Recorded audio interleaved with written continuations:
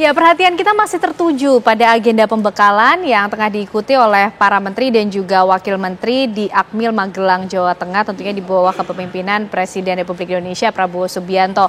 Mas Uki, apakah pembekalan ini diagendakan sebagai suatu pembekalan di awal masa kepemimpinan untuk para menteri dan juga wakil menteri, atau kita nanti akan melihat agenda ini lagi diulang sebagai pembekalan lanjutan atau mungkin penyegaran untuk para menteri dan juga wakil menteri, misalnya selama 6 bulan sekali nanti akan diadakan, atau seperti apa, Mas Uki?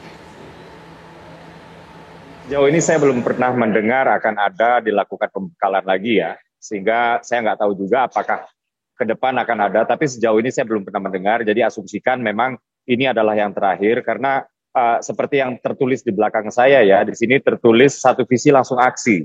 Jadi pembekalan ini memang untuk menyatukan visi, dan setelah ini diharapkan anggota Kabinet Merah Putih, Kabinet Merah Putih itu langsung aksi, langsung mengerjakan tugasnya masing-masing sesuai dengan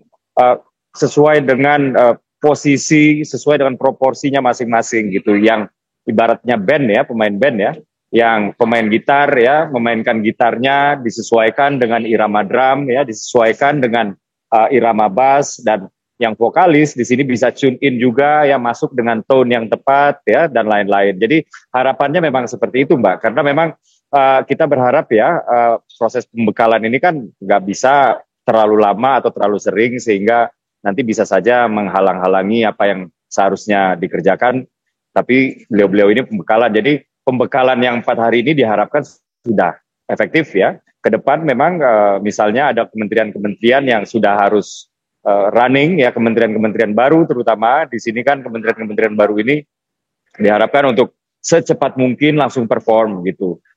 Kementerian baru ini akan tetapi bukan kementerian yang benar-benar baru ya. Jadi yang ada sekarang ini adalah kementerian-kementerian lama yang tadinya ya ada satu kementerian yang membidangi 2, membidangi 3. Nah ini sekarang cuma 1 ya.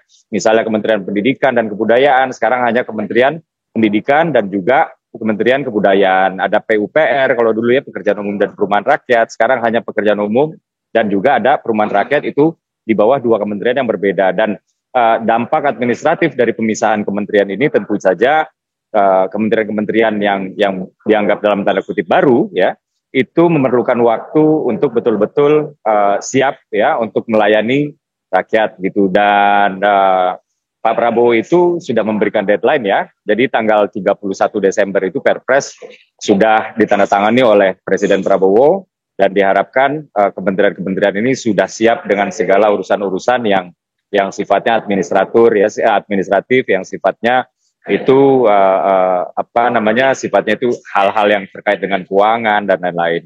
Dan demikian Mbak ya, saya memohon doa ya kepada seluruh masyarakat Indonesia, kepada seluruh rakyat Indonesia. Kami tahu ekspektasi publik, ekspektasi rakyat Indonesia begitu tinggi sekarang ya. Kami juga melihat survei-survei ada yang di angka 84% ya. Jadi 84% publik Indonesia berharap kepada pemerintahan Prabowo Gibran ya. Ada yang mengatakan bahkan lebih dari itu, dan tentu saja ekspektasi ini di satu sisi ya menyenangkan kami, tapi di sisi yang lain ekspektasi ini tidak boleh turun dan harus terkonversi menjadi approval rating atau menjadi tingkat kepuasan ya. Jadi kami tidak mau ya di pemerintahan ekspektasi yang tinggi ini kemudian ketika kita sudah bekerja ternyata dia lebih tinggi si ekspektasinya daripada tingkat kepuasan. Nah inilah yang sedang kita hindari.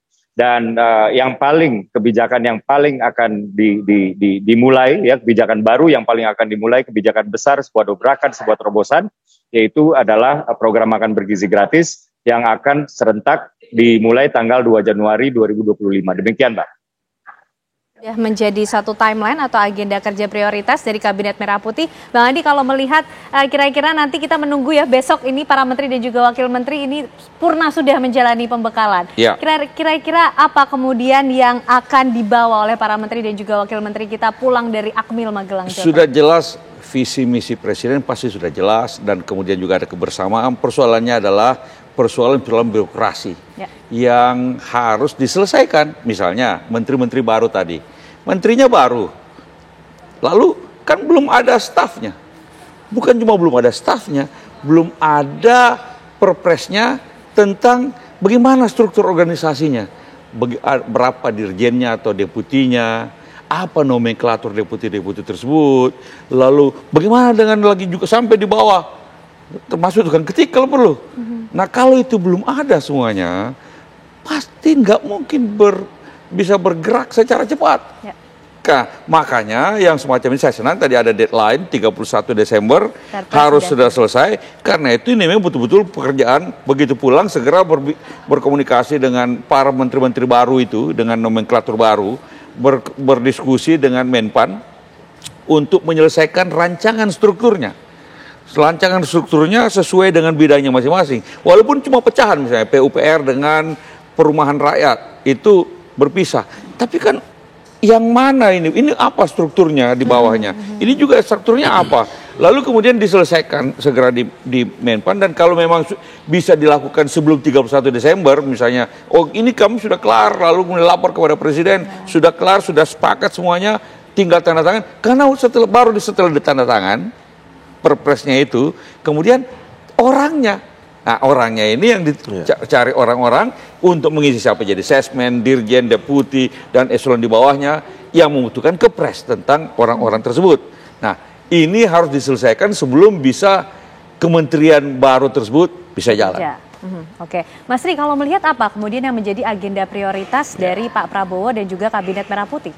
Ya, setiap pergantian atau suksesi kepresidenan ya di level nasional itu saya merangkumnya ada satu tema besar, change and continuity. Ada yang berubah, ada yang berlanjut. Untuk membuat dua hal ini seimbang, ini bukan perkara mudah, apalagi tadi ya setelah ini adalah tantangan terbesarnya adalah kerja-kerja birokratik. Ya, change ini atau change and continuity ini tidak hanya di level kebijakan, Mbak, tapi sampai ke level personal. Dan kalau sudah sampai ke level personal ini kan negosiasinya terkadang di lapangan itu tidak mudah. Siapa yang harus diganti, siapa yang harus digeser, kemudian dirjen ini, dirjen itu gitu ya, apakah akan diganti dengan orang yang baru dan sebagainya gitu. Jadi kerja-kerja yang seperti ini menurut saya tantangan yang juga cukup besar. Kalau tidak bisa keluar dari jebakan ini, maka saya khawatir justru 31 Desember yang sudah di-deadline-kan oleh Presiden tidak bisa tercapai. Ya, apalagi untuk kementerian-kementerian baru. Karena kalau kita lihat sejumlah studi ya, untuk satu institusi baru itu dibutuhkan waktu paling cepat 2 tahun untuk bisa terkonsolidasi organisasinya. Ya. Jangan sampai ini 5 tahun, 2 tahun ini persiapan, 2 tahun bekerja, 1 tahun siap-siap kampanye lagi dan pemilu lagi. Akhirnya waktu yang tersedia tidak banyak untuk menjalankan program-program yang bermanfaat buat rakyat. Jadi tantangan kerja birokratik inilah yang harus benar-benar dipantau oleh Presiden ya dan para menko-menkonya, terutama untuk kementerian-kementerian yang baru saja terbentuk gitu ya. Oke.